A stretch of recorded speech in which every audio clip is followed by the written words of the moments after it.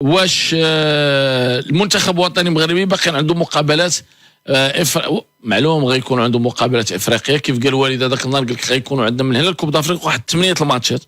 ديجا لعبنا ماتش، باقي غنلعبوا ماتش اخر مع جنوب افريقيا في انتظار لي دات فيفا اللي يبقاو عندنا واحد دو تروا دات فيفا نقدروا نلعبوا فيهم واحد 6 المقابلات، ومن بعد في جونفي نقدروا نلعبوا واحد 2 اخرين باش نوصلوا لواحد 8 المقابلات. نتمنى ان يكونوا مع منتخبات افريقيا قويه ان شاء الله، حيت دابا الا حنا بغينا نلعبوا مع السنغال حتى السنغال تبغي تلعب معنا، يعني غنبغيو نلعبوا مع نيجيريا حتى نيجيريا تلعب معنا، الكاميرون حتى الكاميرون تبغي تلعب معنا. الوغ ونلعبوا مع منتخبات من غير هادو، كاينين منتخبات اللي راه دابا بقات واحد شفنا كوب دافريك الاخرى تلعب مع البنين، كتلعب مع السيراليون، كتلعب مع الكابون، كتلعب كيمحنوك، ما بقاتش حاجه سميت الشيء الاسهل هو كارت فينال دومي فينال، كتلعب مع الفرق المنتخبات القويه.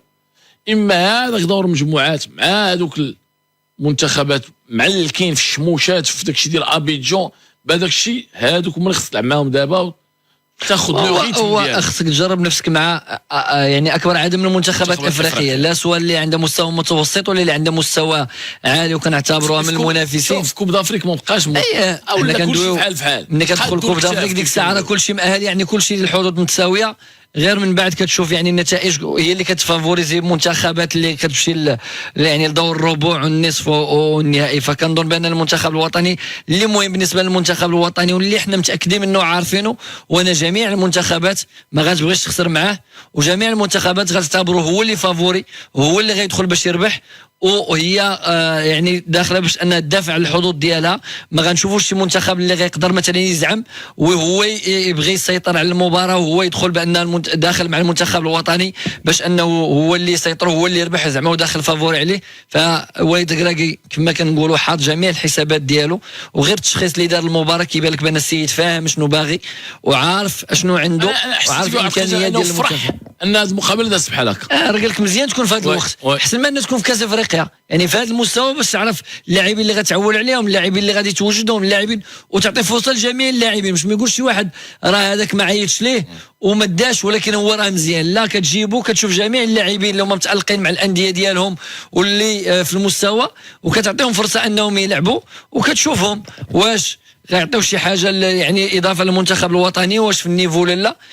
مع العلم ان كما قلنا راه كاين غيابات، يعني بلاصه ناحيه ما يمكنش تحيدها الا رجع امين حيد في النيفو ديالو، سليم املاح، غانم سيس كابيتان ديكيب، فكلها يعني اللاعبين اللي هما عندهم مكانه ديالهم في المنتخب الوطني، ونتمنوا الخير ان شاء الله. قال لك اخي عادل المدرب وليد قال انه سياتي بلاعبين جدد في شهر 9. يا ترى من في نظرك؟ وشكرا. وشوف كاينين بزاف ديال الاسماء المهمه، حنا كنهضروا بحال دابا على داك بن صغير ديال موناكو، كنهضروا على عدلي ديال ليفركوزن، دياز اللي رجع لريال مدريد. فشوف كاينين بزاف ديال اللاعبين سيرتو بحال دابا حنا معولين على هاد الوليدات ديال يو 23 كنهضروا على بوشواري، كنهضروا على صلاح، كنهضروا على الزلزولي، كنهضروا لاعبين اللي دي جون عندهم قل من 23 عام ومعولين عليهم. السيباري، كنهضروا على هذا شادي رياض، بزاف ديال اللاعبين اللي في التوب نيفو كيلعبوا في نيفو كبير. نتمنوا ان هذا المنتخب بعدا هو يدير ضغط على والد، ان هاد العباد وهاد المنتخب الا مشى دار ماتشات كبيره واللعابه برزوا غيديروا ضغط على والد باش ياخذ منهم. ديجا عنده 6 ويقدر ياخذ شي 2 اخرين ولا 3. انت عندك فرقه اخرى غتضارب مع الحريفيه، وهذا الشيء اللي كنتمناو ان شاء الله. ان شاء الله المنتخب الوطني المغربي غيلعب مع السنغال الفينال ديال كوب دافريك، والمغرب هو اللي غيربح ان شاء الله. حنا نربحوا نلعبوا مع اي واحد، حنا المهم عندنا نجيبوا التيتر، نجيبوا التيتر. قال لك واحد كثرة التطبيل هي اللي خرجت على المنتخب وخرجت على الانديه الوطنيه، وما بانش لك التطبيل هذا دانا للدومي فينال ديال كوب دي موند، ولا حنا كنتسناوها ناقصه. شحال فيكم ديال تخرج العينين والهضره الخاوي، كثرة التطبيل علاش؟ عندنا منتخب واعر، الا هضرنا على المنتخب ديالنا مزيان وقلنا المنتخب ديالنا مزيان، هذا هو التطبيل. التطبيل هذا ما كانش في كوب دي موند زعما كتشوف انت تعادلنا مع كاب فير، هذا هو اللي خرج علينا بحال صافي تقصينا وما درنا. خليونا ما تدرخاويه وهاد العقليه ديال والو، هذه هي العقليه ديال والو. المصريين كيضلوا يطبلوا لعباد الله ويطبلوا لفراقهم ويطبلوا المنتخب ديالهم. بركه من هذه هي العقليه اللي غتخرج علينا. هي هذه اسيدي، حنا عندنا منتخب كبير، ما بغيتيش ضرب راسك في الحيط، ما عندنا ما نديروك، ولا شرب من الماء من البحر، ولا سير الله يعاوننا، وما تسمعش لينا كاع، سير في حالك كاع، هنينا. حنا سيدي المنتخب ديال بلادنا فرحانين به، والعالم طبل المنتخب الوطني المغربي ودار دومي فينال ديال الكوب دي موند وجا، وحنا كنطبلوا ليه وضربنا البرازيل. سير اخا حيد عنا، سير حيد عنا، سير ليه مول القهوه، حيد لي كونيكسيون، حيد لي كونيكسيون، راه كتعطي كونيكسيون الفرق، هو كيبرز لينا راسنا هنا. سير حيد علينا من لنا، سير خا ديرنا فاصل كاع يبعد منا، ديرنا فاصل. احسن حاجه اللي يمكن اللي سمعناها في هذه المقابله هي التصريح ديال وليد الركراكي. تصريح كيبين لك البروفيسيوناليزم ديال وليد السيد. كاع هذاك الشيء اللي غيتسنى يقولوا لي شي واحد كيقولوا هو قالوا هو حنا غير راضيين. لاعبين استسلنا المقابله، لاعبين خصنا نشوفوا حلول اخرى، لان هذا لو سيستيم اللي كنا فيه ما عنده علاقه بهذا الشيء اللي جاي. هذا هو لو سيستيم افريكان، هذا فاش شرح الامور يعني كيبان لك المدرب فاهم وداك الشيء اللي دار هو دايرو واقتنع به، فهمتي، دايرو باش يجرب. وهذه هي المباريات الوديه علاش كديرهم؟ باش كتجرب، باش كتشوف المستوى، كتشوف درجه الانسجام فين وصلت، كتشوف اللاعبين واش يقدروا يعطيوك في مراكز اخرى. فكل شيء داك الشيء اللي بغى ربما والد يجربوا ويشوفوا هذا داروا. واخا نقولوا كيخربق مثلا، ولكن هو ماشي كيخربق، هو كيدير شي حوايج باش يشوف حلول بعض اللاعبين واش يقدروا يكونوا في مراكز اخرى. مزراوي شفناه في الوسط مع موالفين، نشوفوه في الوسط، كنشوفوه في اليسار بزاف ديال لي سيستيم. شفنا حاكمي في اليمين شويه اليسار، شويه هذاك اليسار شويه اليمين، شويه دخل اليسار. لاعبين جداد لاول مره عيط لهم قندوش، شفنا الادريسي اللي رجع، فشنا بزاف ديال الافكار، شنا بزاف ديال التغييرات، شنا بزاف ديال لان ما عندكش مباريات كثيره اللي كتساعد، فكتحاول دير لهم ماكسيموم ديال داكشي اللي باغي تجرب في واحد 90 دقيقه باش تخرج اكبر عدد من الخلاصات اللي انت باغي ولا اللي باغي تعرف، ولا مثلا شي تساؤلات عندك في راسك باغي اجوبه لهم كتشوفهم في الملعب. بالتالي كدير لهم ماكسيموم ديال داكشي اللي باغي تجرب في واحد 90 دقيقه، لان دات فيفا عندك دابا، عندك في سبتمبر، بالتالي عندك داكشي ساري، وخصك كلهم تلعبهم ضد مباريات منتخبات، وهو راه قال ضد منتخبات افريقيه باش تشوف المستوى ديالك وتشوف راسك فين وصلتي. واللي مهم كما قال والد الكراكي هو نهار نحتاجوا اللاعبين، وراه قالها انا عندي الثقه، نهار نحتاجهم غادي يكونوا، ونهار يحتاجهم حنت شفنا لاعبين اللي هما مثلا كنقولوا لي بيلي عطاو مستوى مزيان، كان نايف اكراد، مزراوي، مرابط، عفوا حكيم زياش، فلاعبين اللي هما اساسي في المنتخب كانوا في المستوى ديالهم المعهود. ياميق اللي تا هو قندوس اللي كان مزيان، شنا حكيمي ومزراوي اللي لعبوا في اليمين لعبوا في اليسار، وشويه مزراوي شنا في الميليو، شنا اللوزه اللي تا هو يعني انا بالنسبه لي هذه المباراه، حيت بعض الناس بداو كيكريتيكيو، وانا بالنسبه لي ما خصش تكون عندنا نظره تشاؤميه، بالعكس خصو دائما مديونين لهذا الشيء، وتكون عندنا نظره تفاؤليه ان مدرب فاهم اش باغي، ومدرب صريح كيقول لك انا كنتحمل المسؤوليه لانني انا ربما الا كانوا اخطاء اليوم انا اللي درتهم.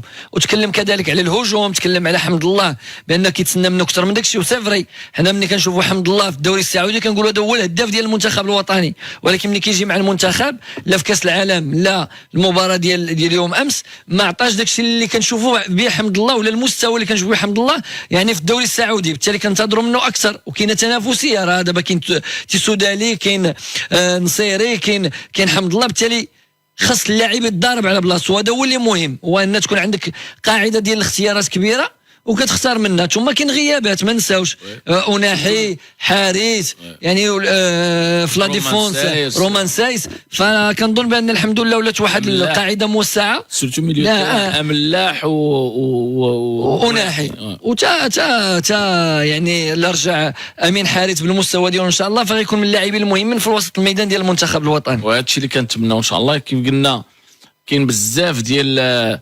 التغييرات اللي شنا بزاف ديال الاساليب. يمكن وليد الركراكي برافو الوليد، انسان اللي واقعي كيكذبش على راسو، ما كيغطيش باش بالغربال، لا حقه لا، انسان صادق مع نفسه، صادق مع المغاربه. اول واحد كيدير لا كريتيك هو كيكريتيكي راسو، هو كيكريتيكي اللاعبين. هو قال لك انا غير راضي، وي هذه مقابله فيها غيابات، فيها سيستم اخر، لعبنا مع منتخب اللي رجع لا ديفونس ومشى في لاطاك، خلينا فراغات. شوف هو ملي كيتكلم كيبان لك بان دار واحد التشخيص اللي فيه كل شيء وبين قرا المباراه مزيان. ملي كيقول لك هما ملي كيتكلم حتى على الراس الاخضر وكيقول لك راه ما جاوش باش غيسدوا، راه كانت عندهم مساحات وكان ممكن انهم يسجلوا علينا اهداف. معناها راه شاف بان ملي كتدخل تلعب راه عارف فين خليتي الفراغات اللي خصك ما تخليهمش في المباريات اللي هما مهمين. معناتها راه ماشي واحد اللي ما فاهمش ولا كيقول لك حنا بغينا غير نجربوا، ما عرفش راسو فين غادي ولا فين باغي يوصل. كنظن بان انا ملي سمعت الندوه الصحفيه وسمعت التصريحات ديالو بان بان جميع داك الملاحظات اللي ممكن حنا نديروا ونتكلموا عليهم فوايد الكراكي فاهمهم وعارفهم وعارف مكامن الخلل في هذه المباراه فين كانوا، وقال بان تقريبا حتى ال10 دقائق الاخرى عاد كرينا دي زوكازيون ما استغليناهمش، ولكن 80 دقيقه المنتخب ما كانش، الريتم كان هابط. معناها الا بغيتي تكري فرص بغيتي تضغط خاصك تكون عندك يعني ريتم طالع وتكون عندك تركيز كبير امام المرمى باش تسجل اهداف. يمكن المقابله ديال جنوب افريقيا مهمه حتى هي، غنلعبوا على الاكستيريور مع منتخب تا هو الامنيه ديالو يربحنا قدام جمهور كبير في ظروف مماثله ديالنا غير على الاكستيريور مع منتخب اللي تا هو غيبغي يتسمر يربح المغرب. مقابله مهمه جدا. هي جميع المقابلات اللي غيلعب المغرب من هنا الكاس الافريقي كل مباريات اللي هي مهمه.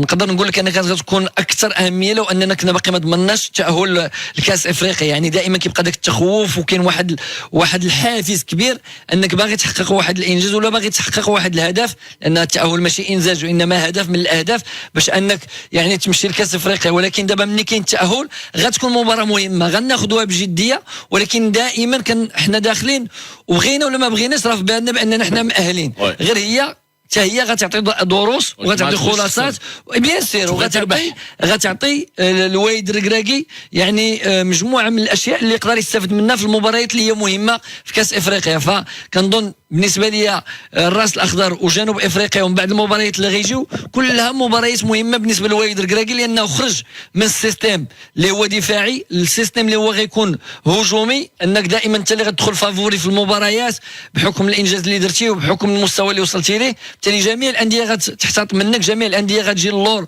وتقلب انها تفاجئك يعني بكوفرون ولا بمرتدات ولا بضربات ثابته. فكنظن هادشي كامل وايد الركراكي عارفوا من خلال التشخيص اللي دار. كيبقى غير في المباريات الرسميه ونهار نكونوا محتاجين المنتخب الوطني كيف ما احتاجيناه ولا كيف ما كان في كاس العالم بديك الروح القتاليه وبديك النديه، نشوفوه ان شاء الله في كاس افريقيا ويحقق نتائج لما لا ان شاء الله يتوج باللقب. هذا الشيء اللي كنتمنوا ان شاء الله. احنا باقيين معكم مستمعين.